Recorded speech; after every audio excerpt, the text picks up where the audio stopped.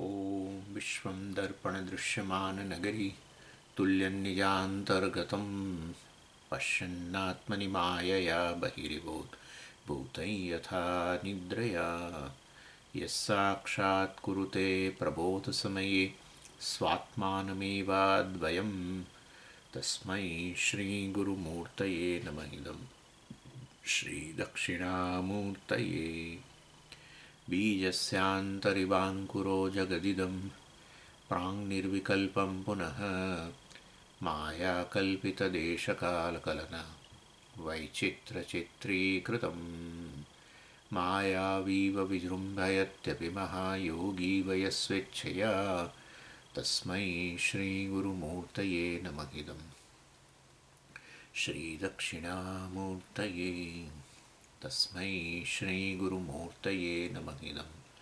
श्रीदक्षिणामूर्तये ॐ सहना भवतु सहनौ भुनक्तु सह वीर्यङ्करवावहै तेजस्विनावधीतमस्तु मा विद्विषावहै ॐ शान्तिः शान्तिः शान्तिः सदाशिवसमारम्भां शङ्कराचार्यमध्यमाम् अस्मदाचार्यपर्यन्तां वन्दे गुरुपरम्पराम् ॐ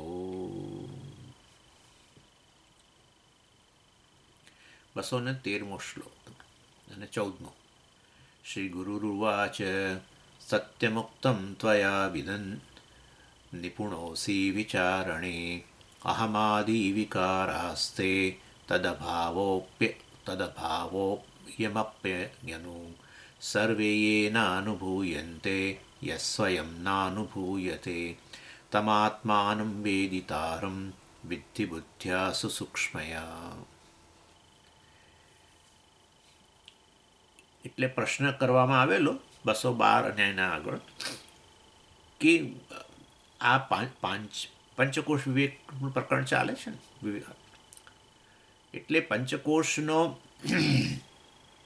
ને નકાર્યા પછી કશું રહેતું નથી, કશું આનો અનુભવ થતો નથી, તો તમે કેવી રીતે કહી શકો કે આ આત્મા જે છે, જે પંચકોશથી વિલક્ષણ છે, પંચકોશને નકાર્યા પછી પણ એનું છે આત્મા, એવું કેવી રીતે કહી શકો? કારણ કે પંચકોશને નકાર્યા પછી કશું રહેતું જ નથી, અભાવ જ જણાય છે. બાકી જો પંચકોશથી વિલક્ષણ આત્મા હોય તો પંચકોશને નકાર્યા પછી એનો અનુભવ તો થવો જોઈએ, એનો અનુભવ તો થતો નથી. તો તમે કેવી રીતે કહી શકો કે આ પંચકોશને નકાર્યા પછી એનાથી વિલક્ષણ એવો આત્મા રહી જાય છે? આત્માને એવા આત્માનો તો અનુભવ થતો નથી. અમે તો બધું લાગે છે અભાવ જ છે. એટલે પંચકોશથી વિલક્ષણ વસ્તુ જે છે એ ખરેખર કશાનો અનુભવ નથી થતો. માટે તમે કહેતા હો આત્મા તો ભલે કહો, પરંતુ એ તો શૂન્ય જ હશે, જેમ બૌદ્ધો કહે છે એવી રીતે. એટલે એના માટે અહીંયા એ જે પ્રશ્ન થયેલો એનો ઉત્તર આ 213મા શ્લોકથી ગુરુ આપી રહ્યા છે. અને આપણે જોયો બંને શ્લોક 13 અને 14.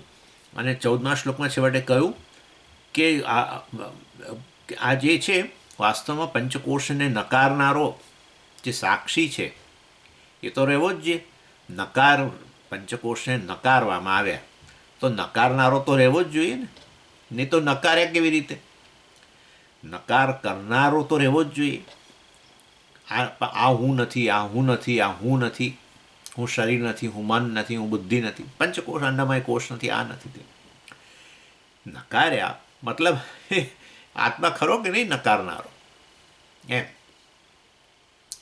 એટલે આમ પંચકોશને નકાર્યા પછી ભલે અભાવ જણાતો હોય, પરંતુ આચાર્ય અહીંયા એ બરાબર પર ફોકસ કરી રહ્યા છે કે જ્યારે તમે કહો કે આ બધી કશું રહ્યું જ નહીં, 5 કોશ નકારી દીધા, તો પછી વાસ્તવમાં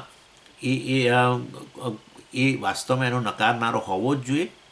અને એટલું જ નહીં, કારણ કે નહીં તો એના સિવાય આ 5 કોશ રહ્યા નહીં એવું કોણ કહે છે? 5 કોશ છે જ નહીં. હું આ નથી, હું આ નથી, હું શરીર નથી, અન્નમય કોશ નથી, હું પ્રાણમય કોશ નથી, હું પ્રાણ નથી, અર્થાત હું ભૂખ નથી, હું તરસ નથી, હું ફલાણો નથી. બરાબર છે, બધું કહો છો બરાબર છે, પરંતુ આ નકાર્યું તો પછી એ બોલનારો છે ને નકારનો અનુભવ કરનાર તો રહ્યો જ ને. જો અમે એની વાત કરી રહ્યા છીએ, એ આત્મા છે. એટલે કશાનો અનુભવ થતો નથી એ પણ વસ્તુ જે છે એ અભાવનો સાક્ષી જે છે એ તો વાસ્તવની અંદર હોવો જ જોઈએ. અને તે કોણ હોય? કોણે નકાર્યું એ કહો. જેણે નકાર્યું એ એનો સાક્ષી. કોણે નકાર્યું? મેં નકાર્યું. મેં નકાર્યું, બરાબર છે. હું એક ચેતન છું, એણે નકાર્યું કે હું આ નથી, હું આ નથી, હું આ નથી. તે હું સર્વ નકાર કર્યા પછી તો રહ્યો જ ને. જો એ નકારનો અનુભવ કરનારો, અભાવનો અનુભવ કરનારો, નકાર એટલે અહીંયા અનુભવ, અભાવનો અનુભવ કરનારો જે છે એ અભાવનો સાક્ષી છે. એ વાસ્તવમાં એ જ છેવટે આ અભાવનો એટલે એ છેવટનો અનુભવ કરનારો છે, બધું નકાર્યા પછીનો. અને એ ક્યારેય અનુભવનો વિષય બને નહીં. અનુભવનો વિષયને તો નકાર્યો કે હું આ નથી. દેહનો અનુભવ થાય છે તો પછી એટલે તો કહ્યું કે હું દેહ નથી. અનુભવનો વિષય જે છે અને અનુભવ કરનારો છે જુદા હોવા જ જોઈએ. અનુભવ કરનારો અને અનુભવનો વિષય જુદા હોવા જ જોઈએ. અનુભવ થતો હોય તો અનુભવનો વિષય, અનુભવનો જે અનુભવ કરનારો જે છે એનાથી અનુભવના વિષયથી ભિન્ન તો હોવો જ જોઈએ. નહીં તો કેવી રીતે શક્ય બને? એટલે વાસ્તવની અંદર હું આ દેહ નથી, કારણ કે દેહનો હું અનુભવ કરું છું, વિષય થઈ ગયો. માટે હું એનાથી વિલક્ષણ હોવો જ જોઈએ. પછી હવે એ હુંનો પાછો અનુભવ કરવો છે તો પછી એ હું જો અનુભવનો વિષય બનતો હોય તો પાછો આપણે નકારવો પડશે. એને માટે બીજો હું લઈ આવવો પડશે, નકારનારો પાછો લાવવો પડશે. ખબર પડે છે હું શું કહું છું તમને? આ સાક્ષીની વાત ચાલી રહી છે. એટલે વાસ્તવની અંદર પંચકોશ વિલક્ષણ સાક્ષી એટલે એ પણ શું છે વસ્તુ? એટલે થાય છે શું? જેવો આ સર્વનો અનુભવનો આપણે અનુભવના વિષયને બાદ કર્યો એટલે હવે અભાવની અંદર આપણે જોઈ રહ્યા છીએ સાક્ષી ક્યાં પડ્યો છે અનુભવ કરનારો, આમાં અથવા આની અંદર, આ મનની અંદર. એ અનુભવ કરનારો જે છે એનો એ અનુભવનો વિષય કેવી રીતે બને? અનુભવનો વિષય બને તો આપણે પાછો નકારવો પડશે. એટલે માટે વાસ્તવની અંદર જ્યારે આપણે કોઈ પણ વસ્તુને નકારીએ તો એ સર્વ વસ્તુને નકારનારો, દાખલા તરીકે તમે કહો કે સર્વ વસ્તુ મેં નકારી દીધી. હું આ વાસ્તવમાં જગત નથી, મેં તો સમજી શકાય. હું પહાડ નથી ને હું દરિયો નથી ને હું શનિ ગ્રહ નથી ને હું ગુરુ ગ્રહ નથી ને હું સૂર્ય નથી ને હું ચંદ્ર નથી ને અને હું આ સામે રહેલું વૃક્ષ નથી ને અને હું કોઈ માછલી નથી. બરાબર છે બધું. અને પછી અહીંયા આવો, જેવો આ બહારના જગતનો અનુભવ થાય છે એવો આ દેહનો અનુભવ થાય છે. ઇનફેક્ટ એના કરતાં વધારે અનુભવ સારો થાય છે દેહનો તો. એટલે પછી હું દેહ નથી, હું મન નથી, કારણ કે હું જ વાસ્તવની અંદર બધી મનની લાગણીઓનો હું અનુભવ કરું છું. એની સ્થિતિ મને ખબર પડે જ છે કે અત્યારે મનમાં આ લાગણી છે, એ ખબર છે મને. પહેલાં નહોતી, હમણાં થોડી વાર પહેલાં જ એ વસ્તુ નથી સ્વામીજી મારા મનમાં, અત્યારે છે. અને વળી પાછું તમે કહો કે હવે જતી રહી. મતલબ એનો એ મનની લાગણીઓ જે છે, તમારી સ્મૃતિ વિશે પણ તમે અનુભવ છે કેવી છે સ્મૃતિ વગેરે. અને આ વસ્તુની સ્મૃતિ અત્યારે થઈ રહી છે કે નહીં? સ્વામીજી બોલી રહ્યા છે ત્યારે હું ફલાણો શ્લોક યાદ કરી રહ્યો છું, એ યાદ નથી આવતો. હા, એટલે તમને એ બધી ખબર પડે છે. પછી તમારા મનમાં શંકા છે તોય તમને ખબર પડે છે કે મારા મનમાં અત્યારે શંકા છે, શંકાનું સમાધાન થઈ ગયું ક્લાસ ભર્યો એટલે, વગેરે વગેરે. ઇન શોર્ટ, હું વાસ્તવમાં હું આ મનનો અનુભવ કરનારો છું. માટે હું મન નથી, મનોમય કોષ નથી. પ્રાણ, ભૂખ તરસનો અનુભવ થાય છે, ભૂખ લાગી એનો એ મને ખબર પડી, થોડી વાર પહેલાં નહોતી અને હવે આ વસ્તુ ખાધી ને હવે ભૂખ જતી રહી એ પણ મને ખબર છે. અર્થાત મને એનો અનુભવ છે. એટલે વાસ્તવની અંદર જે વસ્તુ અનુભવનો વિષય બને એ હું ન હોઉં. હું અનુભવ કરનારો છું. બે છેડા હોય. આ અનુભવ નામની લીટીની અંદર બે છેડા હોય. અનુભવની લીટી જે છે એની અંદર બે છેડા હોય ને. કયો એક છેડો કયો? અનુભવનો વિષય ને બીજો અનુભવ કરનારો. બરાબર. એટલે વાસ્તવની અંદર જો હું અનુભવ કરનારો હોઉં તો અને અનુભવના વિષયો મારાથી ભિન્ન જ હોવા જોઈએ. અને માટે હું દેહ નથી, અન્નમય નથી, પ્રાણમય નથી, મનોમય નથી, વિજ્ઞાનમય વગેરે. સ્વામીજી પણ વિજ્ઞાનમય એટલે તો કરતા, હું કરતા તો છું જ ને. અરે ભાઈ પહેલાં જેવું જ છે, હું દેહ છું પહેલાં કહેતા હતા અને હવે તમે ના પાડો છો. એવું દેવું કર્તૃત્વ વિશે છે. હા, જાગ્રત કાળે કરતા છું સુષુપ્તિમાં હું કરતા રહેતો નથી એ મને ખબર છે. એટલે એનો અર્થ કે કર્તૃત્વ અવર જવર કરે છે એ પણ તમે સારી રીતે જાણો છો. એનો અર્થ એવો થયો કે વાસ્તવની અંદર હું વિજ્ઞાનમય નથી અને હું આનંદમય નથી. મનમાં સુખાકાર વૃત્તિ હોય તો મને ખબર છે કે અત્યારે મને આનંદ છે, સુખ છે મારા મનની અંદર, અને આ જતું રહ્યું. વધારે આનંદ છે, ઓછો આનંદ થયો, બરાબર ને, આ બધી ખબર પડે છે. હવે અત્યારે આનંદ છે પણ એટલો બધો નથી, ખૂબ જ આનંદમાં છું, વગેરે વગેરે. આ રીતે વાસ્તવમાં પ્રિય, મોદ, પ્રમોદ બધી મનની વૃત્તિઓ ખબર પડે છે. અને એટલા માટે તો આપણે વાસ્તવની અંદર સુખાકાર વૃત્તિ ઉત્પન્ન કરવા માટે પ્રયત્ન કરતા રહીએ છીએ, મનને આનંદમાં રાખવા માટે. ઇન શોર્ટ, હું આનંદમય નથી.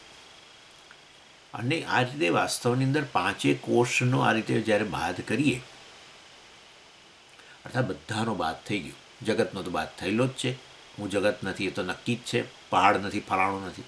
અને હવે આવી ગયું તો એનો અર્થ કે આ તો જાણે પૂરો અભાવ થઈ ગયો. અભાવ થઈ ગયો સ્વામીજી. તો અભાવની અંદર હવે હું જોઈ રહ્યો છું, કશું જણાતું નથી. એટલે તમે જેને પંચકોષથી વિલક્ષણ જે કહો છો, સાક્ષી કે આત્મા, એ તો શૂન્ય છે. એનો અર્થ એવો થઈ ગયો, કારણ કે એનો કશાનો મને અનુભવ નથી થતો.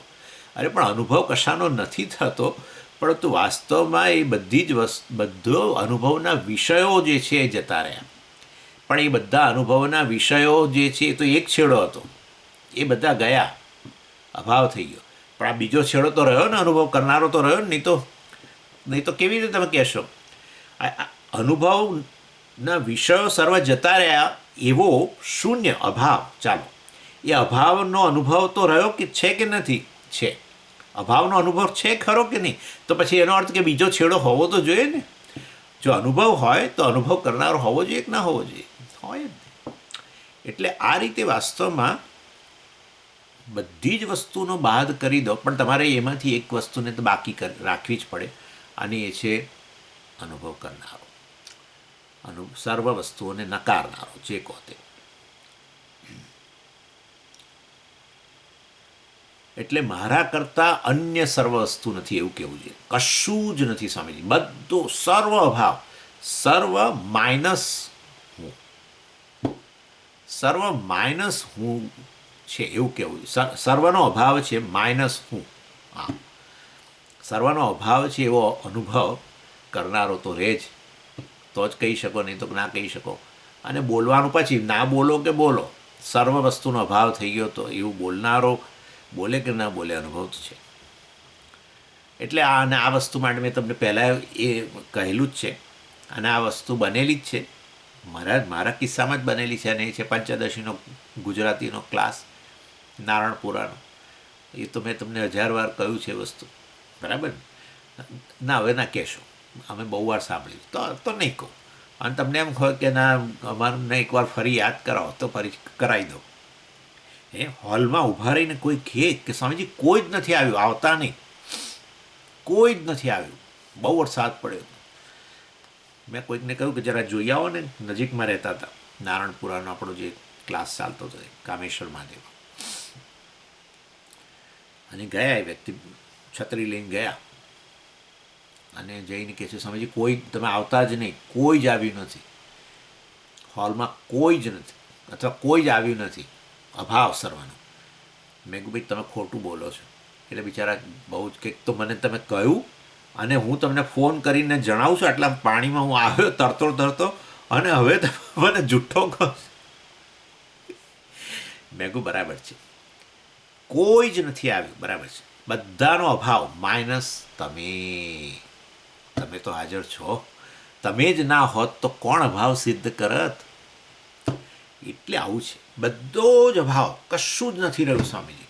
અને એ અભાવની અંદર હું જોઈ રહ્યો છું. અરે જોવાની જરૂર નથી ભાઈ, અભાવ સિદ્ધ કરનારો બેઠેલો જ છે. પણ એને જોવો છે. અરે ભાઈ, એને જોવો છે તે પાછો વિષય જ બનશે. વિષય બનશે તો તમે નકારશો પાછો કે હું નથી, હું વિષય નથી, હું વિષયી છું. એટલે એનો અર્થ એવો થયો કે હું જે છે સર્વ અભાવને સિદ્ધ કરનારો હું, એને અનુભવનો વિષય બનાવવાની જરૂર નથી, અને બની પણ ન શકે. એટલે ભાષ્યકારે કહ્યું અહીંયા શંકરાચાર્યજીએ, સર્વે એન અનુભૂયતે યહ સ્વયં ન અનુભૂયતે. જેના વડે સર્વ વસ્તુનો અનુભવ થઈ જાય છે, કે જેના વડે સર્વ વસ્તુઓના અભાવનો અનુભવ થઈ જાય છે, એ વસ્તુ, એ સાક્ષી જે છે, ક્યારેય અનુભવનો વિષય ન બને. આટલું યાદ રાખવાનું. સર્વ વસ્તુઓનો અનુભવ કરનારાને જ સાક્ષી કહેવામાં આવે છે.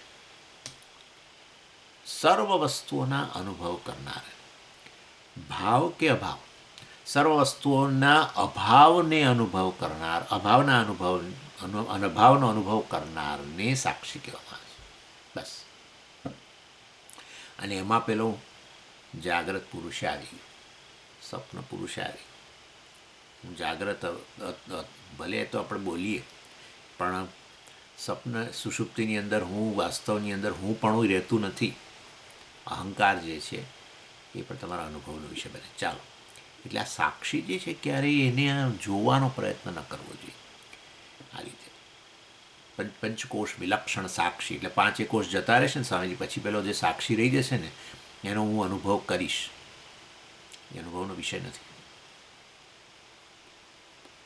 હવે અહીંયા 2-3 વસ્તુ યાદ રાખજો. સામાન્ય રીતે પૂર્વ પક્ષ છે. સામાન્ય રીતે એવું કહેવામાં આવે કે આત્માનો ક્યારેય અનુભવ નથી થતો, અનુભવનો વિષય નથી બનતો. તો પછી સ્વામીજી, જે વસ્તુ ક્યારેય અનુભવનો વિષય ન બને, એ વસ્તુ વિશે તમે કે શાસ્ત્ર કંઈ કહો, તો એ તો પછી માન્યતાનો વિષય બને. કેવી રીતે?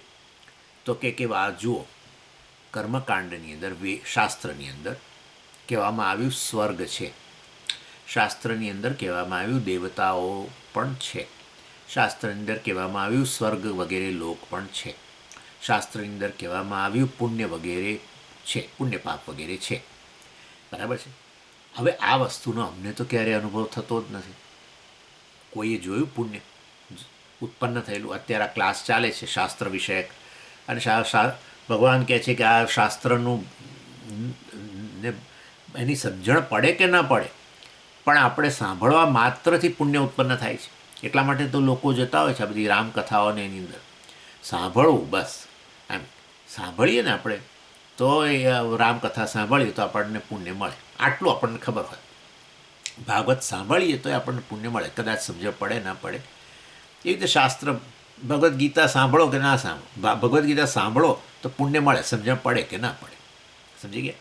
એટલે વાસ્તવની અંદર આ રીતે પુણ્ય ઉત્પન્ન થઈ રહ્યું છે. અત્યારે સમજીએ આપણે, આ તમે ક્લાસ લઈ રહ્યા છો, તમે સાંભળી રહ્યા છો, તો હવે અમારું પુણ્ય ઉત્પન્ન થઈ રહ્યું છે ને એ ખાતામાં, અમારા ખાતામાં જમા થઈ રહ્યું છે. કોઈ દાડો જોયું નથી જોયું, પણ તમે બોલો છો સ્વામીજી એટલે અમે માનીએ છીએ. એવું ને એવું તમે કહો છો કે આ બધી વસ્તુઓનો અનુભવ કરનારો, વસ્તુઓ અને વસ્તુઓના અભાવનો અનુભવ કરનારો જે છે, એ આત્માનો ક્યારેય અનુભવનો વિષય ન બને, તો પછી અમારે માન્યતા જ રાખવી પડશે, અમારે માની લેવું પડશે. તમે કહો છો આત્મા છે, અને તમે કહો છો કારણ કે શાસ્ત્ર કહે છે, એટલે તો પછી અમારે માની લેવું પડશે. આ પુણ્યનો ક્યારેય મને અનુભવ થયો નથી, મારે માની લેવું પડશે.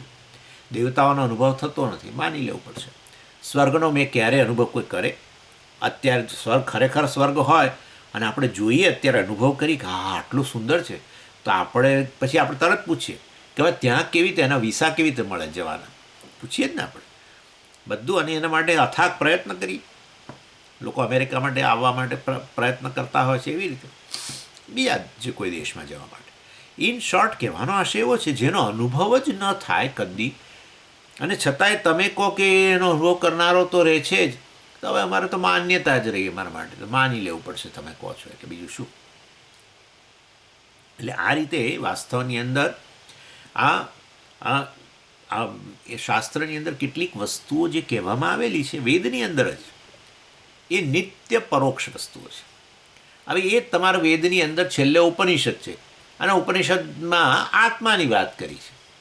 એના પહેલાં બધી આ પુણ્ય પાપ વગેરેની વાત હતી કર્મકાંડમાં. હવે આ વેદાંતની અંદર, જ્ઞાનકાંડની અંદર આત્માની વાત કરી છે.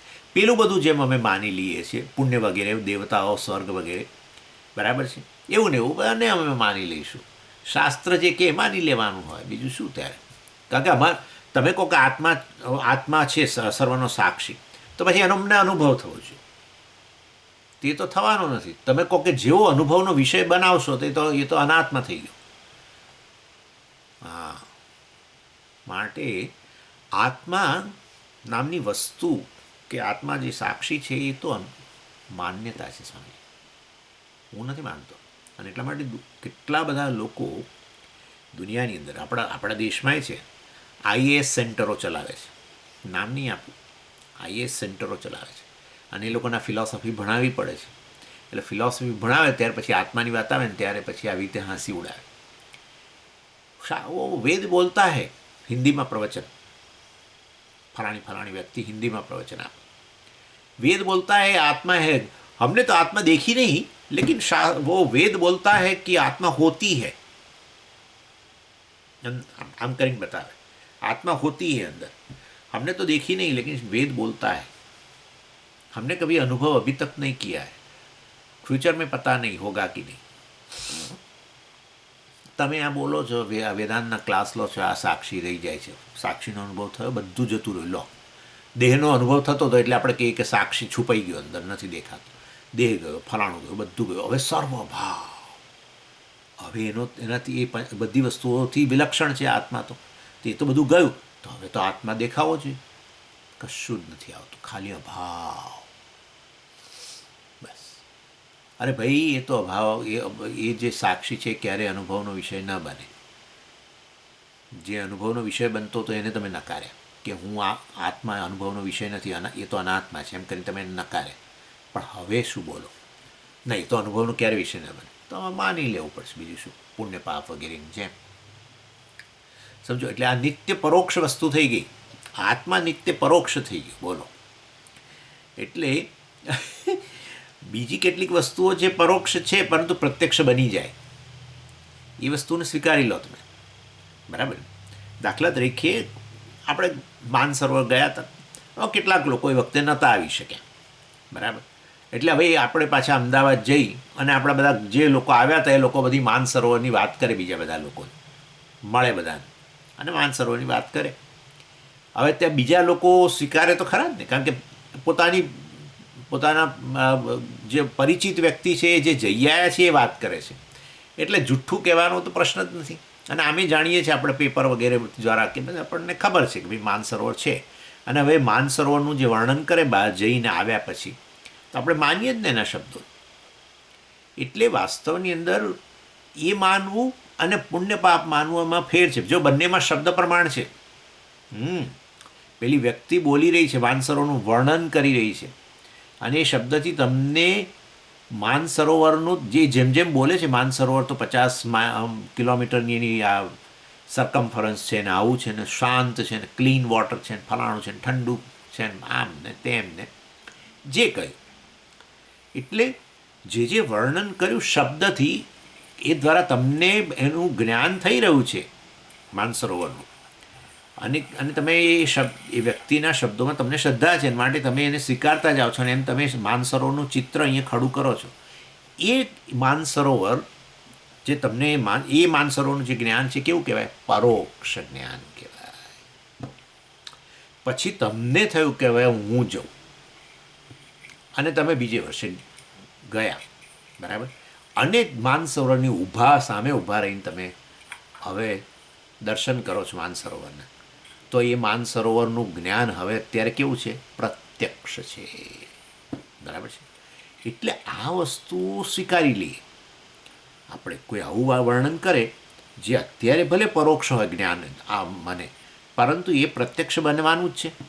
બરાબર. જ્યારે આ પુણ્ય પાપના કિસ્સામાં શું કરવું? એવું તો નથી કે પુણ્ય પાપની શાસ્ત્ર વાત કરે છે અત્યારે પરોક્ષ મારા માટે, અને કાલ સારો ઉઠીને એ પ્રત્યક્ષ બનવાનું જ છે, આ પુણ્ય પાપ કે દેવતાઓ કે સ્વર્ગ વગેરે. એવું તો કદી બનવાનું જ નથી. એ તો હંમેશ માટે પરોક્ષ રહેવાનું છે. તમે આ પૃથ્વી પર આવો ને, જેટલી વાર મનુષ્ય જન્મ લેવો એટલો લો. બીજા જન્મનું હું નથી બોલતો, કારણ કે એમાં તો પુણ્ય પાપની વાતે ન કરાય. સિંહને મારથી વાત ન કરાય એવી રીતે કે તારે થોડા પાપ કર્મ ઓછા કરવા જોઈએ, બધાને મારવા રૂપી. આવું બધું મારે સિંહને ના કહેવાય. એને ખબર જ નથી આ પુણ્ય ને પાપ નામની વસ્તુ, અને આમે છે નહીં એના માટે. ચાલો, એટલે મનુષ્ય જન્મ તમે હજારો વાર લો આ પૃથ્વી પર ને લીધોય હશે, અર્થાત જે તે સૃષ્ટિની અંદર તમે હજારો વાર આવો મનુષ્ય જન્મ લીધો જ હશે. તો જેટલી વાર જન્મ લો, પરંતુ આ પુણ્ય પાપ ને આ સ્વર્ગ ને દેવતાઓ ને આ બધું તો હંમેશ માટે પરોક્ષ જ રહેવાનું છે. કદી જ્ઞાન થવાનું જ નથી, પ્રત્યક્ષ જ્ઞાન. દેવતાઓને જોયા, સ્વર્ગને જોયું, પુણ્ય પાપ જોયા, આવું તો થવાનું જ નથી. આવું વસ્તુ જે છે, આવા વિષયોનું જ્ઞાન નિત્ય પરોક્ષ કહેવાય. આવી વસ્તુઓને નિત્ય પરોક્ષ કહો, અને અથવા એમનું જ્ઞાન હંમેશ માટે પરોક્ષ જ રહે એમ આપણે કહો. જ્યારે માનસરોવર વગેરે વસ્તુનું જ્ઞાન અત્યારે પરોક્ષ, પહેલાં એમાંય શબ્દ, પેલા વેદના શબ્દ, આ વ્યક્તિના શબ્દો, સમજો બરાબર. એટલે વાસ્તવની અંદર એ પરોક્ષ જ્ઞાન થયું છે, પરંતુ એ નિત્ય પરોક્ષ નથી. હું બીજે વર્ષે હું ગયો તો હવે મને એ વસ્તુનું મને જ્ઞાન થયું, બરાબર. તો આ અનિત્ય પરોક્ષ કહેવાય, જે પ્રત્યક્ષમાં પરિવર્તિત થઈ શકે. પરોક્ષ અત્યારે, પરંતુ ભવિષ્યમાં પ્રત્યક્ષ થઈ શકે. બંનેમાં શબ્દ પ્રમાણ છે, સમજો. શબ્દ પ્રમાણથી પરોક્ષ જ્ઞાન જન્મે, પણ એક હંમેશા એ વસ્તુ એવી છે જે નિત્ય પરોક્ષ જ છે, અને માટે એનું જ્ઞાન પરોક્ષ જ રહેવાનું છે, પ્રત્યક્ષ નહીં થાય. જ્યારે બીજામાં શબ્દ પ્રમાણ છે, પેલી વ્યક્તિના શબ્દો માનસરોવર વિશેના, એ તમને જ્ઞાન આપી રહ્યું છે અત્યારે, પરંતુ પરોક્ષ જ્ઞાન છે, પરંતુ ભવિષ્યમાં એ પ્રત્યક્ષ થવાનું છે. જાઓ તો, ન થાવ તો પછી પરોક્ષ રહે. ચાલો, એનીવે, એટલે આ રીતે શબ્દ પ્રમાણથી જ્ઞાન જન્મે એ પરોક્ષ જ્ઞાન હોય, નિત્ય પરોક્ષ અને અનિત્ય પરોક્ષ. ચાલો, વેદના કર્મકાંડ વિભાગની વાત કરી. હવે કૂદકો મારો વેદાંતમાં, એ પણ વેદ જ છે, એનો અંત ભાગ. અહીંયા આત્માની વાત કરી, અને અહીંયા કહેવામાં આવ્યું કે આત્મા જે છે એ હંમેશા તમને ક્યારેય એનો અનુભવનો વિષય તમારા માટે બનવાનું જ નથી, એનું પ્રત્યક્ષીકરણ થવાનું જ નથી, કે એનું પરોક્ષ જ્ઞાન પણ થવાનું નથી. લો, તો પછી વાસ્તવની અંદર આ વસ્તુ તો અમારે માની જ લેવી પડશે. જેમાં સ્વર્ગ વગેરે માની લીધું, તો એવું અમારે નહીં માની લેવું પડશે. આત્મા નામની વસ્તુ છે, સાક્ષી છે, આ પંચકોશનો સાક્ષી, એનાથી વિલક્ષણ એવો, એ બધું અમારે માની જ લેવું પડશે. આમ આ રીતે એ પૂર્વ પક્ષીએ પ્રશ્ન ઉઠાવ્યો. એટલે વાસ્તવની અંદર આત્મા અને આ સ્વર્ગ, આત્મા અને પુણ્ય પાપ, આત્મા અને દેવતાઓ, એ બંને સમાન કક્ષાના વિષયો નથી વાસ્તવની અંદર. એટલે એક છે જેનો એ વસ્તુ ક્યારેય અનુભવનો વિષય જ ન બની શકે, પરંતુ જેના કારણે જ સર્વ વસ્તુઓનો અનુભવ થાય છે, અને માટે એ વાસ્તવમાં એ માન્યતાનો વિષય નથી, બરાબર. એટલે જેને અનુભવનો વિષય ક્યારેય ન બને, એ માન્યતા જનો વિષય બને, એવું આત્મા માટે નહીં. પેલા માટે બરાબર છે, સ્વર્ગ વગેરે માટે, કારણ કે એ તો એ વસ્તુ તો એવી છે કે એ તો અનુભવનો વિષય જ છે, જ્ઞાનનો વિષય છે. ચાલો, પરોક્ષ કે પ્રત્યક્ષ, આપણે એના માટે અત્યારે પરોક્ષ. જ્યારે આત્માના સંદર્ભમાં આવું નહીં. આત્મા માન્યતાનો વિષય નથી, અને આત્મા વાસ્તવની અંદર એ પ્રત્યક્ષનો વિષય નથી, જ્ઞાનનો વિષય પણ નથી, અને માન્યતાનો વિષય પણ નથી. જ્યારે સ્વર્ગ વગેરે છે એ માન્યતાનો વિષય છે, અને સ્વર્ગ વગેરે જ્ઞાનનો વિષય નથી, સીધું પ્રત્યક્ષ જ્ઞાન નથી થતું. એમ પરોક્ષ જ્ઞાન છે, બરાબર છે, સમજી ગયા. એટલે એ આ રીતે બેમાં મોટો ભેદ છે. એટલે વાસ્તવની અંદર આત્માને આ રીતે તમે એને સરખાવી ન શકો. જુઓ, અન્ય વસ્તુઓ જે છે મારાથી, આત્માથી, સાક્ષીથી, અન્ય વસ્તુઓ જે છે એ વાસ્તવની અંદર એનું અસ્તિત્વ પુરવાર થાય તો પછી આપણે વાસ્તવમાં એને માનીએ. એટલે અનુભવનો વિષય બને તો આપણે એ વસ્તુને માનીએ, જગતનું ગણો. અને આપણે વેદમાં શ્રદ્ધા છે ને માટે આપણે એ અનુભવનો વિષય આપણને ન બને તો પણ માનીએ. ચાલો, કારણ કે આપણે શાસ્ત્રને પ્રમાણ માનીએ છીએ, જ્ઞાનનું સાધન. માટે શાસ્ત્ર જે વાત કરે એને આપણે વાસ્તવમાં સ્વીકારીએ એ રીતે. અને બાકીની બધી વસ્તુઓ જે છે એ અનુભવનો વિષય બને માટે આપણે એનું અસ્તિત્વ સ્વીકારીએ. જેમ કે આ માન સરોવર છે, આ કે તે ગમે તે, ભલે પરોક્ષ હોય પણ પ્રત્યક્ષ જુઓ ને તમે કહો કે આ છે, બરાબર છે. એટલે વાસ્તવની અંદર એ બધાની અંદર અનુભવની જરૂર પડે છે એનું અસ્તિત્વ સિદ્ધ કરવા માટે. જ્યારે આત્માના સંદર્ભની અંદર આ અનુભવ શક્ય નથી. આત્માનો અનુભવ એટલે કે વિષય વગેરે જે છે એ શક્ય નથી, અનુભવની જરૂર પણ નથી. બીજી બધી વસ્તુઓનું અસ્તિત્વ નક્કી કરવા માટે અનુભવની જરૂર પડે છે, અને જેનો અનુભવ નથી કરી શકવાના એને એવી વસ્તુઓને આપણે સ્વીકારી લઈએ જો એને આપણે એ વિષયનું જો પ્રતિપાદન કરનાર શબ્દ વગેરે હોય કે શાસ્ત્ર હોય એને એમાં આપણને શ્રદ્ધા હોય તો બરાબર છે. પરંતુ આત્માના સંદર્ભની અંદર અનુભવ જ શક્ય નથી, કારણ કે આત્મા તો અનુભવ થાય શરૂ એ પહેલાં જ હાજર છે. એ તમને ખબર છે, લો તમને ખબર છે કે હું છું, હજુ અનુભવ શરૂ જ નથી થયો કોઈ, એ પહેલાં પણ હું છું એ તમને ખબર છે. સુષુપ્તિમાં હું છું મને ખબર જ છે, હજુ કોઈ અનુભવ બીજો શરૂ નથી થયો તો તમને ખબર જ છે. જાગો પછી હવે જોયું આ તે જે અનુભવ થયા, અનુભવ થાય કોઈ પણ વસ્તુનો એ પહેલાં પણ તમે હાજર જ હતા એ તમને ખબર જ છે. એટલે વાસ્તવમાં એનો અર્થ એવો થયો કે અનુભવની જરૂર નથી આત્માની સિદ્ધિ માટે, કારણ કે આત્મા વાસ્તવમાં એ અનુભવનો વિષય બનાવવાની એને જરૂર નથી અને અનુભવ પહેલાં હાજર છે. અને એ વાસ્તવમાં આત્મા કેવો છે? સ્વયં સિદ્ધ છે. અનુભવના વિષયથી જેની સિદ્ધિ કે અસ્તિત્વ નક્કી થતું હોય એ તો જગત છે બધું. એ જગતના જે તે લોક પણ ખરા ને જેના દેવતાઓ ખરા ને એની પ્રાપ્તિના પુણ્ય પાપ વગેરે બધી વસ્તુઓ જે છે જગત માટે આ પ્રકારની વસ્તુઓની જરૂર છે. પરંતુ આત્મા તો હંમેશા સ્વતઃસિદ્ધ છે. હું છું એ વાસ્તવની અંદર એના માટે કોઈ અનુભવ થવો જરૂરી નથી. હું જોઉં છું માટે હું છું એવું ન કહી શકાય. હું સાંભળું છું કશું માટે હું છું એવું ન કહી શકાય. શબ્દ નથી સંભળાતા સ્વામીજી, હું અત્યારે કશું સાંભળતો નથી, હું સાંભળનારો નથી કારણ કે કોઈ શબ્દ નથી માટે હું નથી, આવું કોઈ કહે? હું અત્યારે મને સમજો મને કશું દેખાતું નથી, બરાબર છે, એટલે કે હું જોનારો નથી અને જોવાનો વિષય અત્યારે નથી, કારણ કે કોઈ જોવાનો વિષય નથી માટે હું જોનારો નથી. સ્વામીજી હું જોનારો નથી માટે હું નથી, કારણ કે મને જોવારૂપી અનુભવ જ નથી. આવું એવું છે કે હું જોઉં છું માટે હું છું કોઈ કે?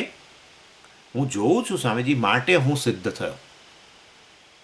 ઇનફેક્ટ હું જોતો ન હોઉં તો હું સિદ્ધ થયો, કારણ કે હું જ વાસ્તવની અંદર એ જોવાનો અનુભવ કે જોવાના અનુભવનો અભાવ બંનેની સિદ્ધિ કરવા માટે હું બેઠો છું. એનો અર્થ કે જોવાના અનુભવ ન થાય તો પણ હું બેઠો છું, જોવાનો અનુભવ શરૂ થાય એ પહેલાં હું બેઠો છું, જોવાનો અનુભવ થઈ રહ્યો છે ત્યારે હું બેઠો છું, જોવાનો અનુભવ જતો રહે તો હું બેઠો છું. સમજી ગયા?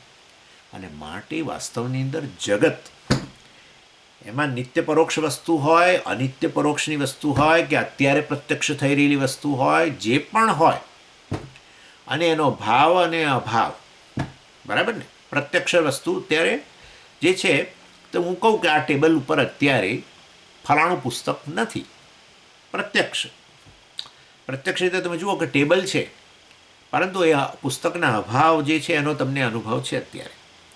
અને એને બદલે પેન વગેરે પડેલી છે એનો પણ એ મતલબ કે પેન વગેરે ટેબલ પર છે એ ભાવ, એનો અનુભવ છે.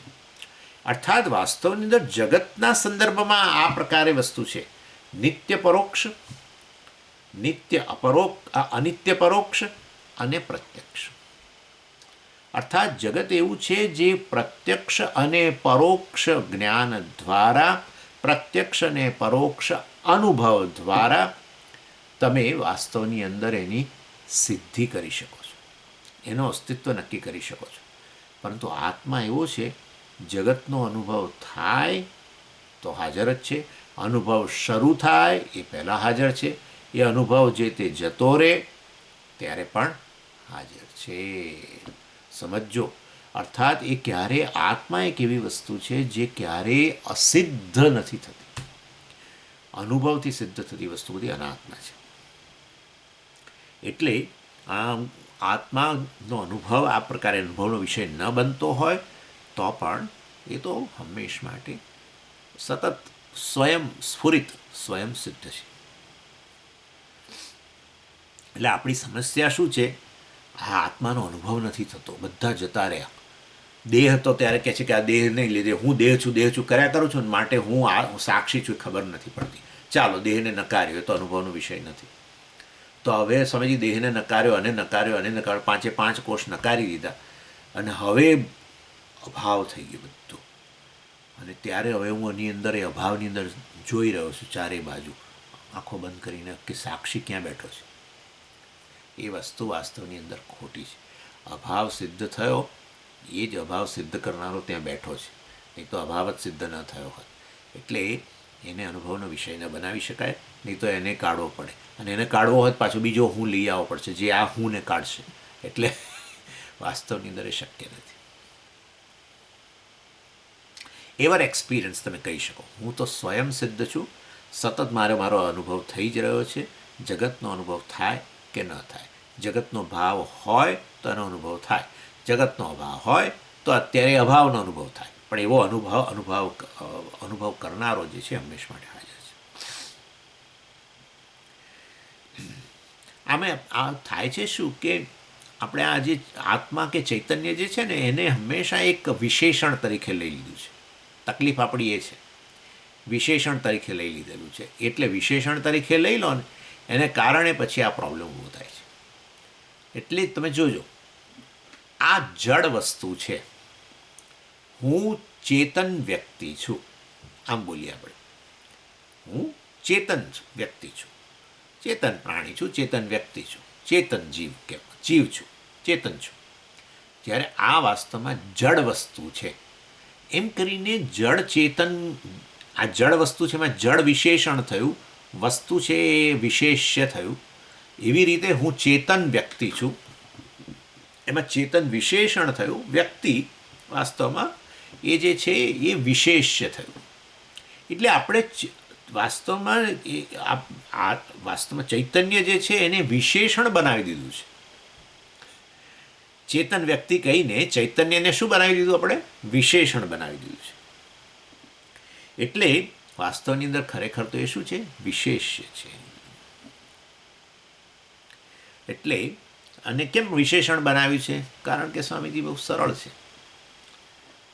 આ જે શરીર જે છે એમાં કોઈ ચેતનતા નથી. હું આટલું એને મારું છું તો બોલતું નથી કે ભાઈ મને આ રીતે ટપારો નહીં, મને આટલી બધી લપડાક લગાવશો નહીં, એવું આ બોલતું નથી. જ્યારે તમને હું આમ કરું તો તમે હમણાં બોલશો, કેમ મને મારો છો? બરાબર છે કે એનો અર્થ એવો થયો કે તમને તમારા શરીર જે છે એ ચેતન હોવું જોઈએ, કારણ કે એને અનુભવ થાય છે. જ્યારે અને કશો અનુભવ નથી થતો, માટે આ જડ વસ્તુ છે. જ્યારે તમારું શરીર કેવું છે? ચેતન છે, માટે હું તમને ચેતન વ્યક્તિ કહું છું. એમ કરીને વાસ્તવમાં ચૈતન્ય કે આત્માને આપણે એક શરીરનો ગુણધર્મ કહી દઈએ છીએ, ચેતનતા રૂપ. આપણું મન ચેતન છે કારણ કે વિચારી શકે છે, આપણી આંખો જોઈ શકે છે કારણ કે ચેતન છે, કાન સાંભળી શકે છે કારણ કે ચેતન છે. બરાબર છે. આપણી જીભ જે છે ચેતન છે કારણ કે સ્વાદનો અનુભવ કરી શકે છે. એટલે આ રીતે આપણે આ જે છે શબ્દનો અનુભવ કરી શકે છે, આ રૂપ રંગનો અનુભવ કરી શકે છે, માટે ચેતન છે. અનુભવ કરે માટે ચેતન, એવું તમે કહ્યું હતું. તો આ શરીર અનુભવ કરે છે. મારા સ્પર્શનો, સ્વામીજી મારા હાથનો જો હું તમને અડું છું તો તમને અનુભવ થાય છે? હા, થાય છે ને. તો તમારું શરીર ચેતન છે, તમારી આંખો ચેતન છે, તમારી ઇન્દ્રિયો ચેતન છે, તમારા પ્રાણ ચેતન છે, તમારું મન ચેતન છે. માટે હું તમને એક ચેતન વ્યક્તિ કહું છું. એમ કે જ્યારે કશું એ જોઈ શકતું નથી, એ સાંભળી શકતું નથી, હું એને અડું તો એના સ્પર્શનો અનુભવ થતો નથી. માટે આ જડ વસ્તુ છે. અને ખરેખર આમ તો આ એક શરીર જ છે અને આ એક શરીર, પરંતુ આ ચેતન છે જ્યારે આ જડ છે. સમજી ગયા?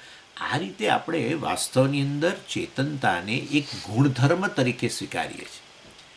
બરાબર? એટલા માટે આપણે ચેતન વ્યક્તિ છે એવું કહેતા હોય છે. પરંતુ ખરેખર ચૈતન્ય જે છે એ તો વિશેષ્ય છે. આ ચૈતન્ય વિશેષ્ય છે અને આ શરીર વગેરે જે છે બધા એ વિશેષણો છે.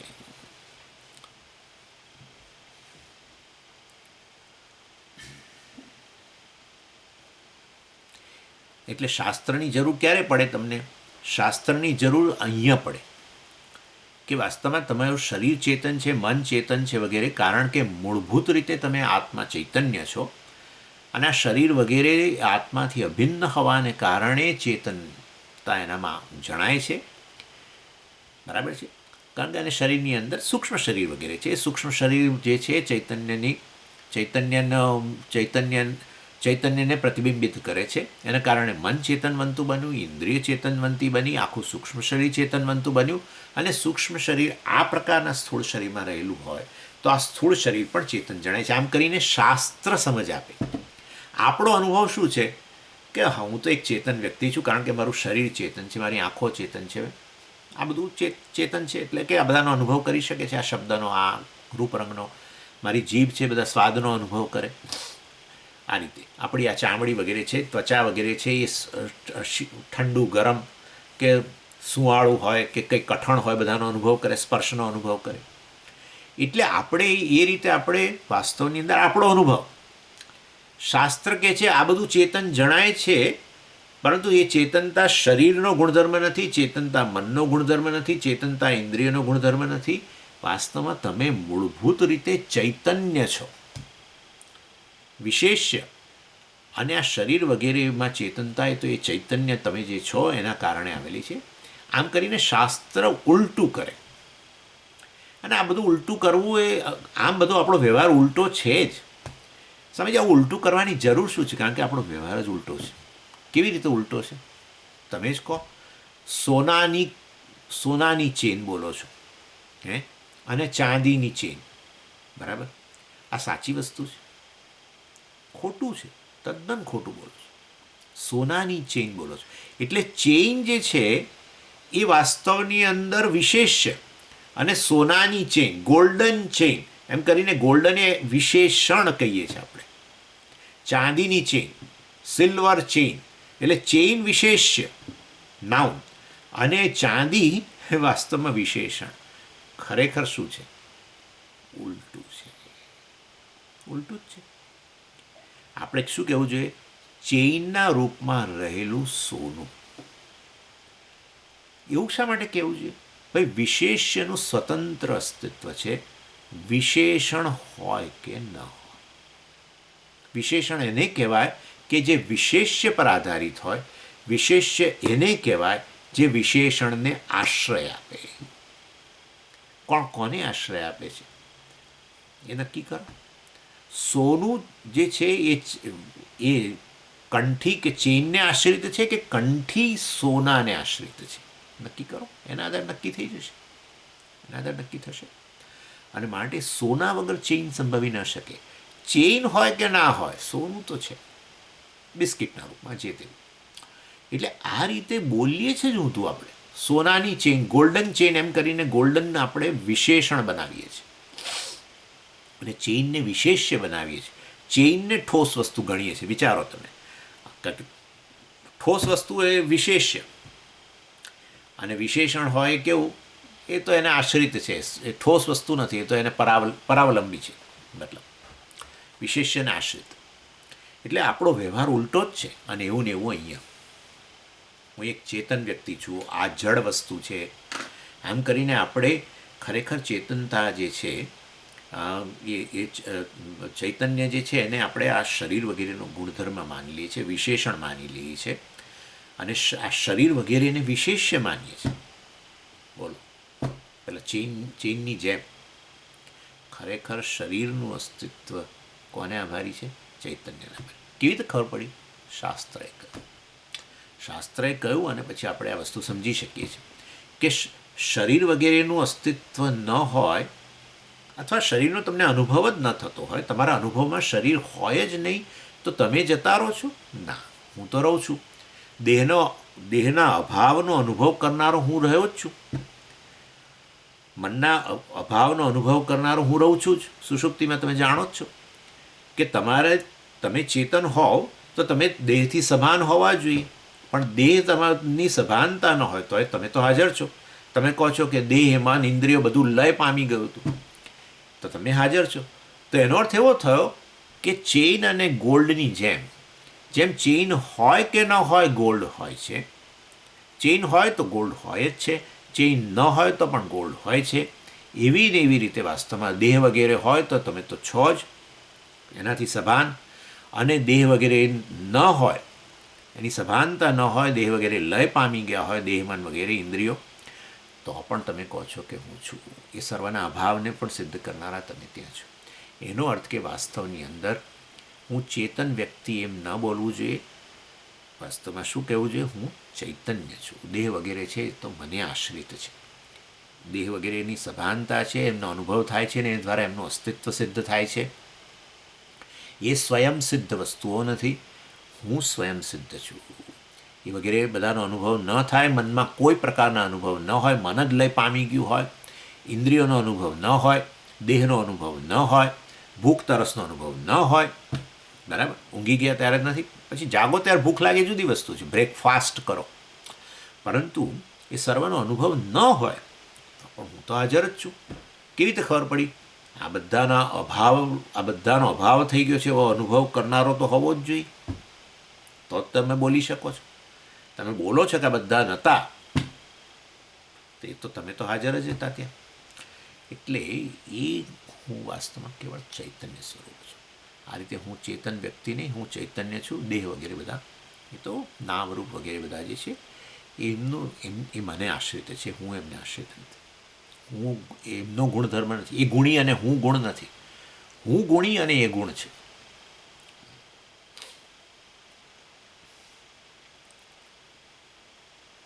એટલે આ રીતે મૂળભૂત જ આપણે તકલીફ જે છે વ્યવહારની અંદર એ રહેલી છે. અને આપણે અનુભવની દૃષ્ટિમાં કશું પરિવર્તન નથી કરવું, આપણી બુદ્ધિની અંદર આપણે પરિવર્તન કરવું છે, બસ.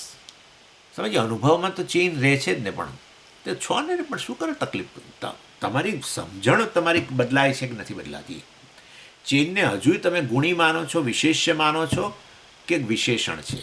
બસ વિચાર કરો કે ચેઇન જે છે એ કેવળ રૂપ જ છે, પણ ઠોસ વસ્તુ એ રૂપની અંદર પૂરેપૂરું વ્યાપેલી જે ઠોસ વસ્તુ છે, એ રૂપને આશ્રય આપનારી વસ્તુ છે, એ તો શું છે? સોનું છે.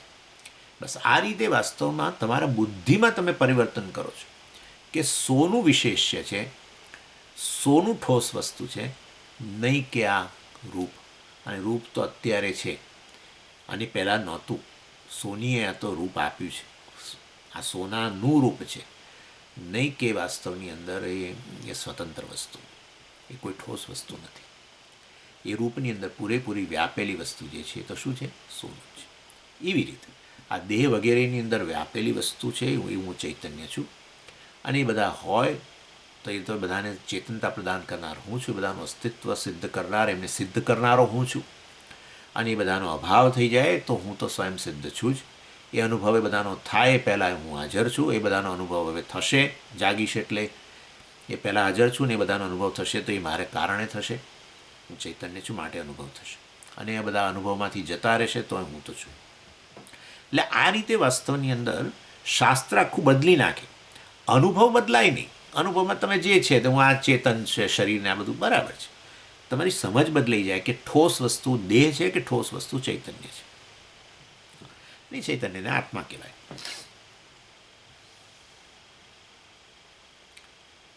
એટલે જ્ઞાની હોય કે અજ્ઞાની હોય, અનુભવની દૃષ્ટિએ સમાનતા. જ્ઞાની ને અજ્ઞાનીમાં ભેદ જ્ઞાનમાં પડે, અનુભવમાં નહીં.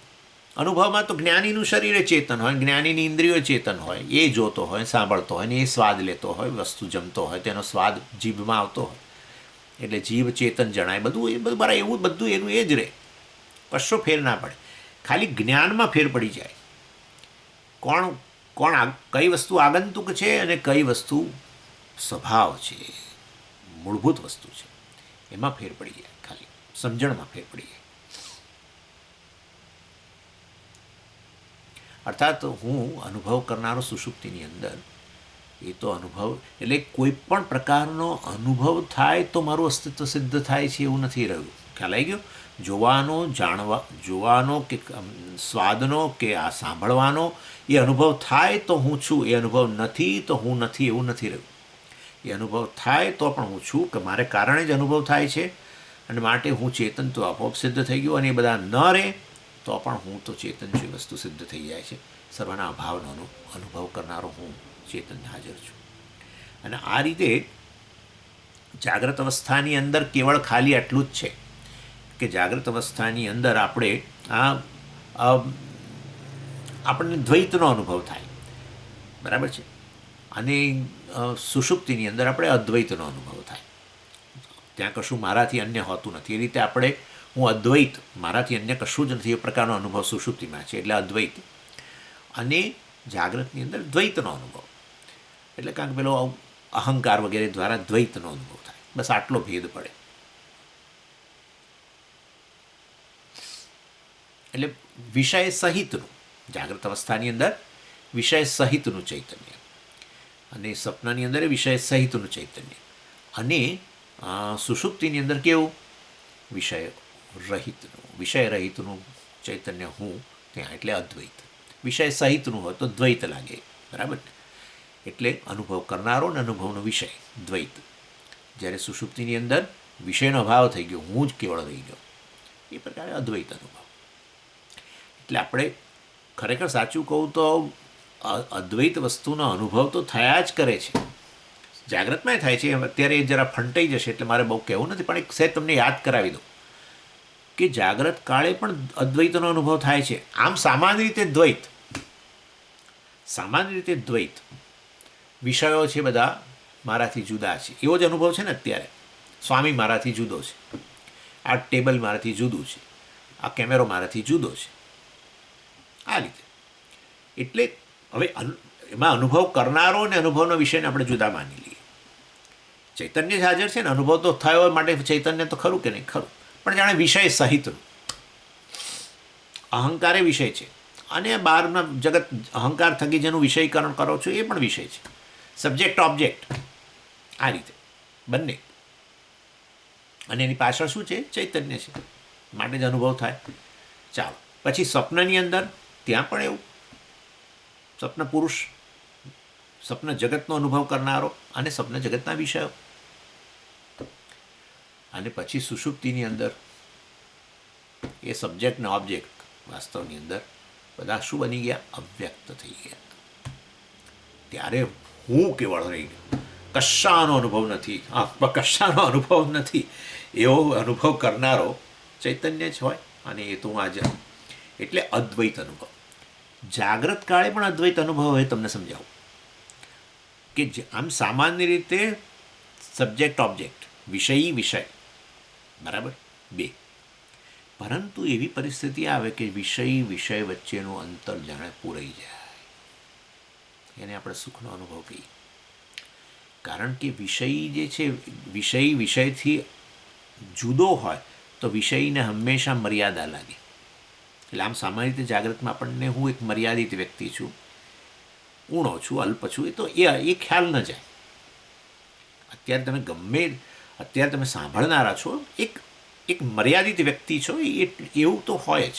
ઇન્ડિવિજ્યુઅલ વ્યક્તિ અર્થાત મર્યાદિત બધી રીતે હોય જ, અને અલ્પતા પણ લાગે. પરંતુ એવો જાગ્રત કાળે ક્યારેક અનુભવ થાય કે જેમાં વિષય વચ્ચેનું અંતર પૂરાઈ જાય. ત્યારે વિષય વચ્ચેનું અંતર પૂરાઈ જાય ત્યારે વિષય જે છે એમાંથી અલ્પતાની લાગણી જતી રહે, અને વિષય એક બની ગયા. એને આપણે પૂર્ણતાનો અનુભવ કહીએ, આનંદનો અનુભવ કહીએ. ત્યારે વિષય વચ્ચેનું અંતર પૂરાઈ ગયું, વિષય વચ્ચેનો ભેદ ન જણાવવો, દ્વૈત ન જણાવવું, એટલે એ અદ્વૈત અનુભવ. એ તો આનંદનો અનુભવની પણ એ અદ્વૈતનો અનુભવ છે. માટે સુષુપ્તિમાં એટલા માટે જ આનંદ હોય છે, અદ્વૈત. ચાલો, એટલે કોઈ પણ આનંદનો અનુભવ અદ્વૈતનો જ અનુભવ છે. જાગ્રત કાળે આ રીતે ક્યારેક થવો, આપણને ગમતી વસ્તુ મળી જાય ત્યારે જાણે અંતર પૂરાઈ જાય મારી અને વસ્તુ વચ્ચેનું, જાણે કે અનુભવમાં અંતર પૂરાઈ જાય. પહેલાં અનુભવમાં અંતર હતું, મનગમતો વિષય દૂર હતો કે જ્યાં હતો ત્યાં, હવે અંતર પૂરાઈ ગયો, ત્યારે આનંદ થાય. સુષુપ્તિની અંદર વિષયો જ બધા બધા લય પામી ગયા, અવ્યક્ત થઈ ગયા. તો આપોઆપ જ વિષય હોય ત્યારે હું વિષય તરીકે અલગ માનતો હોવાને કારણે હું અલ્પ અને વિષય મારાથી જુદો. પરંતુ વિષયો જ બધા લય પામી જાય તો વિષય જે છે એનામાં અલ્પતાની લાગણી જ ન હોય. એટલે હું છું ત્યાં અભાવ સિદ્ધ કરનારો, પરંતુ કેવો? પૂર્ણ, કોઈ પ્રકારની મર્યાદા નથી. માટે ત્યાં પણ વાસ્તવમાં આનંદનો અનુભવ થાય. એ અદ્વૈતનો અનુભવ છે સુષુપ્તિ. ચાલો, એનીવે, એટલે કહેવાનો આશય એ છે કે હું સૂતો હોઉં ત્યારે હું એક ચેતન વ્યક્તિ જ છું, પરંતુ ત્યાં કોઈ વિષય વગેરે નથી. જાગ્રત કાળે વિષયો છે તે, અને એનો અનુભવ થઈ રહ્યો છે વટ, એટલે હું ચેતન તો ખરો છું. અને સમાધિ વગેરે જે છે એ પણ આ પ્રકારે, સમાધિની અંદર પણ મેં કહ્યું એ પ્રમાણે હું ચેતન તો છું જ, પરંતુ સર્વ મનની વૃત્તિઓ છે બધી શાંત થઈ ગઈ. અહમ વૃત્તિ, વિષયી અને આ વિષય બધું શાંત થઈ ગયું. ત્યારે સર્વ શાંતિનો અનુભવ કરનારો, વિષયના અભાવનો અનુભવ કરનારો સમાધિની અંદર નિર્વિકલ્પક સમાધિ કહેવાય એને. વિકલ્પો જતા રહ્યા, વિષયને વિષય રૂપે, સબ્જેક્ટ ઓબ્જેક્ટ રૂપે જતા રહ્યા, તો પણ હું ત્યાં છું. એટલું યાદ રાખવું કે મનની અંદર વિષયાકાર વૃત્તિ આવે તો તરત જ હું વિષયી બની જાઉં. જેમ કે મનમાં ચાક્ષુષ વૃત્તિ ઉત્પન્ન થાય, તમે મને જોઈ રહ્યા છો, તમારા મનમાં સ્વામીના આકારની વૃત્તિ હોય, આંખથી ઉત્પન્ન, તમે સ્વામીને અંદર દાખલ કર્યો છે તમારા મનમાં. ચાક્ષુષ વૃત્તિ હોય તો તમે તરત જ તમારો અહંકાર જે છે શું કહે છે? હું જોઉં છું, હું સ્વામીને જોનારો છું. સ્વામીના શબ્દો તમારા કાનની અંદર થઈને અહીંયા આવતા હોય, શબ્દાકાર વૃત્તિ હોય, તો તરત જ તમે કહેશો કે હું અત્યારે સાંભળનારો છું. બરાબર છે? પરંતુ વિષય જ ન હોય, વિષયો બધા લય પામી ગયા, વિષય પણ લય પામી ગયો અહંકાર, તો પણ આ ચૈતન્ય બેઠો છે જે વિષયના અભાવનો અનુભવ કરી રહ્યો છે. સમજી ગયા તમે? એ તો વાસ્તવ અંદર પૂર્ણ છે. એને સાક્ષી કહીએ છીએ. એ સાક્ષી છે, એ કદી ન જાય. વિષયનો અનુભવ થતો હોય તો વિષય રૂપે હાજર હોય, અહંકાર રૂપે હાજર હોય, એ તો અનુભવ જ ન થાય. અને એ બંને લય પામી જાય તો એના અભાવનો અનુભવ કરનારો પણ હું સુષુપ્તિ વગેરેની અંદર બેઠેલો છું. એ હું જે ચૈતન્ય જો છું એ ક્યારેય વિષય ન બની શકે, પણ જેના વગર કોઈ વસ્તુનો અનુભવ પણ ન થાય. જેને અનુભવનો વિષય ન બનાવી શકાય, અને જેના વગર કશાનો અનુભવ ન થાય એવો સાક્ષી, એને અનુભવની જરૂર જ નથી, કારણ કે એ તો સદાય હાજર છે. અને એટલા માટે તમે ક્યારેય આવો પ્રશ્ન નથી કરતા. તમે કોઈ વ્યક્તિને, દાખલા તરીકે તમે મને કહો, એક જસ્ટ કલ્પના કરો, તમે મને કહો સ્વામીજી તમને આવું થાય છે કે સ્વામી જડ પદાર્થ છે, આવું થાય છે કોઈ દિવસ? તમે કહો સ્વામીજી તમે ચેતન છો, તો તમે ચૈતન્યને કેવી રીતે જોયું? બરાબર, શરીર જોઈ રહ્યા છો તમે, પણ સ્વામીજી તમે બોલી રહ્યા છો ને એટલે તમે ચેતન છો. તમે આમ માથું હલાવો છો ને માટે તમે ચેતન છો, તમે જડ નથી. જડ હોય તો આવું બોલી ન શકે ને કશું વિચારી ન શકે, બોલો છો માટે વિચારી શકો છો. આવું તો બધું ચેતન જ કરે. બરાબર છે? તમે મને ચેતન કહો છો તો હું કહું કે સારું ચાલો, તમે તો બોલવાનું મારું સાંભળો છો, શબ્દો સાંભળો છો, તમે મારા શરીરને જુઓ છો, તમે મારું મન વિચારે છે એવું તમે તમારું અનુમાન કરો છો. તમે કંઈ અંદર મારું મન જોતા નથી આમ કરીને, હા મનમાં આમ ચાલે છે, કંઈક આમ બધા તરંગો ઉત્પન્ન થાય છે માટે સ્વામીનું મન વિચારે છે, ના, અનુમાન કરો છો. એટલે અને એ બધાની પાછળ ચૈતન્ય રહ્યું છે એ તમે ક્યારે દર્શન કર્યા? કદી નહીં. પણ તમને ખબર છે, કારણ કે તમે એક ચેતન વ્યક્તિ છો.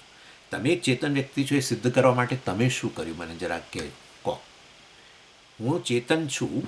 અત્યારે તમને પૂછું તમે ચેતન છો કે નહીં? સમજો, તમે ચેતન છો કે નહીં? તો તમે કહેશો સ્વામીજી ઊભા રહો, હું જરા બધું તપાસ કરી લઉં, પછી તમને હું કહી શકું હું ચેતન છું કે નહીં. અરે તમે આવો ડાઉટ, શંકા ઉત્પન્ન થઈ કે હું ચેતન છું કે નહીં, એ જે શંકા ઉત્પન્ન થઈ એ જ સિદ્ધ કરે છે તમે ચેતન છો. બરાબર છે? એટલે ક્યારેય તમે બધો પ્રશ્ન કરશો કે હું કેવો છું કેવો નહીં, એના માટે તમે બીજાને જરૂર પૂછશો, પણ હું એક ચેતન છું, આઈ એમ એ કોન્શિયસ બિઈંગ, એના માટે તમને ક્યારેય ડાઉટ છે? એટલું વિચારજો. ક્યારેય નહીં. તો એનો અર્થ કે તમને સ્પષ્ટ જ્ઞાન છે કે તમે ચેતન છો. હા, મને સ્પષ્ટ જ્ઞાન છે કે હું ચેતન છું. કઈ ઇન્દ્રિયોથી જ્ઞાન થયું, કયા અનુભવથી તમને આ જ્ઞાન થયું, કઈ ઇન્દ્રિયોથી, કયા પ્રમાણથી તમને આ જ્ઞાન થયું? કશું જ નહીં. એવું નથી કે હું આ જોઉં છું માટે હું સમજી જોઈ રહ્યો છું ને અત્યારે, માટે હું ચેતન છું. સમજી હું તમને સાંભળી રહ્યો છું માટે હું ચેતન છું. કશું નહીં. તમે ઇન્સ્ટન્ટ જવાબ આપો છો મને ઇન્સ્ટન્ટ કહો છો. એવું નથી કે ઊભા રહો સમજી, હું સાંભળું છું કે નહીં મને ચેક કરવા દો. હું સાંભળું છું માટે હું ચેતન છું. કોઈ અનુભવની જરૂર નથી, કોઈ જ્ઞાનના સાધનની જરૂર નથી. હું ચેતન છું એવા જ્ઞાન માટે તમે કોઈ જ્ઞાનનું સાધન જ નથી વાપર્યું, તમે કોઈ અનુભવનો આધાર જ નથી લીધો. એનો અર્થ એવો થયો નિત્ય સિદ્ધ વસ્તુ છે. બરાબર છે? એ ક્યારેય પડકારનો વિષય ન બની શકે. અહમ અને ચૈતન્ય એ ક્યારેય જુદા હોઈ જ ન શકે. એટલે જ એનું તમે, અને એટલા માટે આપણે એને કહીએ છીએ સ્વયં સ્ફુરિત છે ચૈતન્ય. જે સ્વયં સ્ફુરિત નથી એ વસ્તુનું તમને જ્ઞાન થાય છે. એ છે જગત. જગત સ્વયં સ્ફુરતું નથી. જગત પોતાની સિદ્ધિ કરતું નથી. તમે ચેતન તરીકે તમારા જ્ઞાનના સાધનો દ્વારા, ઇન્દ્રિયો હોય કે અંતઃકરણ વગેરે દ્વારા તમે જગતની સિદ્ધિ કરો છો. પણ તમે ઓલરેડી સિદ્ધ જ છો. એ બધાનો ઉપયોગ શરૂ કરો એ પહેલાં પણ તમે હાજર છો, તમને ખબર છે. એક ચેતન તરીકે તમે હાજર જ છો, તમને ખબર છે. અનુભવ થઈ રહ્યો ત્યારે તમે છો જ ચેતન, વગર અનુભવ જ ન થાય. એ વસ્તુ અહીંયા કહી રહ્યા છે કે વાસ્તવની અંદર જેના વડે સર્વ અનુભવ થાય છે, પણ જેનો અનુભવ, જેને અનુભવનો વિષય બનાવવાની જરૂર નથી, એ ચૈતન્ય પંચકોશ વિલક્ષણ સાક્ષી છે વગેરે. એ ચર્ચા હવે આગળ આપણે થોડી કરીશું. જરા બહુ મહત્ત્વનો વિષય છે, 2-3 શ્લોકો અહીંયા, અને એની ચર્ચા આપણે આવતી વખતે કરીશું. ઓમ પૂર્ણમદ પૂર્ણમિદં પૂર્ણાત પૂર્ણમુદચ્યતે પૂર્ણસ્ય પૂર્ણમાદાય પૂર્ણમેવાવશિષ્યતે. ઓમ શાંતિ શાંતિ શાંતિ. હરિ ઓમ શ્રી ગુરુભ્યો નમઃ. હરિ ઓમ.